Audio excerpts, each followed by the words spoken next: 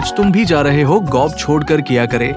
मुखिया जी, अपने बच्चों को हो मरता नहीं देख सकता हो।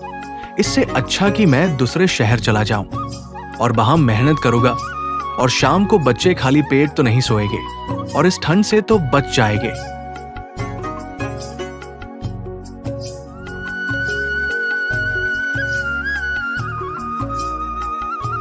सर्दियों की शुरुआत हो चुकी थी। हवा में एक ठंडक थी जो हड्डियों तक को कंपा देती थी। रामदास, जो एक मेहनती मजदूर था, अपनी पुरानी फटी हुई शर्ट और पतली चादर में ठंड से लड़ने की नाकाम कोशिश कर रहा था। सुबह का वक्त था और उसकी पूरी कोशिश थी कि किसी तरह काम मिल जाए ताकि परिवार का पेट भर सके। हे भगवान, ऐसी ठंड में कैसे काम होगा? उसके होठ कांप रहे थे और उंगलियां सुन्न हो चुकी थीं। तभी उसे सड़क किनारे कुछ जलता हुआ दिखा। यह किसी की छोड़ी हुई आग थी। वह तुरंत वहां पहुंचा और अपने हाथ सेंकने लगा।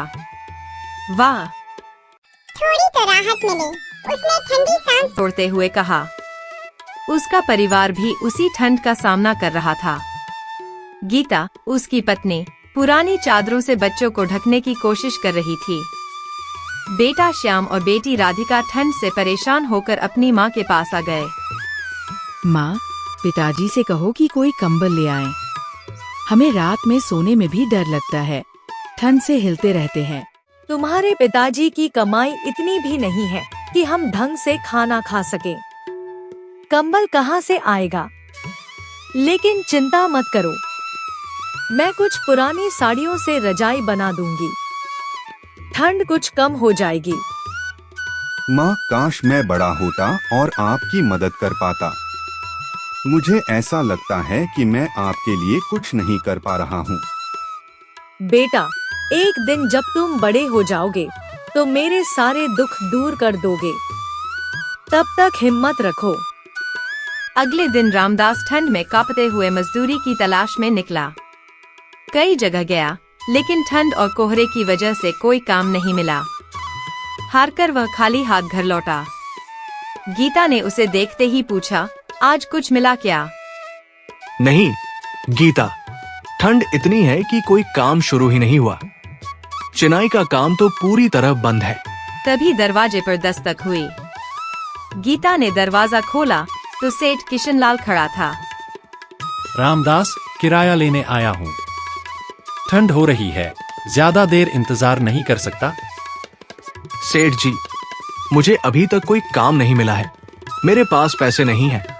कुछ दिन की मोहलत दे दीजिए, मैं कहीं से कमा कर आपका किराया चुका दूंगा। अब तुम्हारे बहाने नहीं सुनूंगा। अगर पैसे नहीं हैं तो आज ही घर खाली करो। रामदास और उसका परिवार ठंड में भटकते हुए एक पुरानी झोपड़ी तक पहुंचा। चलो इस झोपड़ी में कुछ देर रुकते हैं, शायद मालिक आए तो हम अपनी परेशानी बताएंगे। झोपड़ी में कोई नहीं था। अंदर जाकर उन्होंने अंगीठी जलाई और बच्चों को गर्म करने की कोशिश की।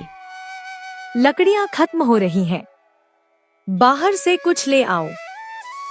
लकड़ियों की तलाश में रामदास बाहर गया।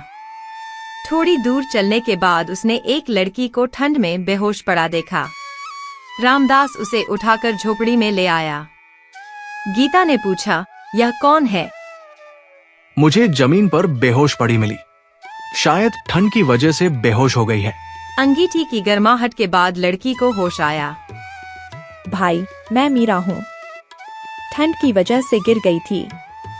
आपका बहुत धन्यवाद कि आपने मेरी जान बचाई। मीरा ने रामदास की कहानी सुनी और कहा, आप लोग यहीं रहिए, मेरा कोई नहीं है, मैं आपकी मदद करूंगी। रामदास ने ठंड में लकड़ियां बेचने की योजना बनाई। वह जंगल से मोटी और गर्म लकड़ियां काटकर लाने लगा। गांव में उसकी लकड़ियां बहुत लोकप्रिय हो गईं। भाई, तुम्हारी लकड़ियां इतनी गर्म होती हैं कि कंबल की जरूरत भी नहीं पड़ती। कुछ ही दिनों में रामदास ने अच्छी आमदनी कर ली। उसने सेठ किशनलाल का कर्ज चुका दिया और अपना घर वापस ले लिया। मीरा भी अब उनके साथ रहने लगी। रामदास ने लकड़ियां बेचना बंद नहीं किया।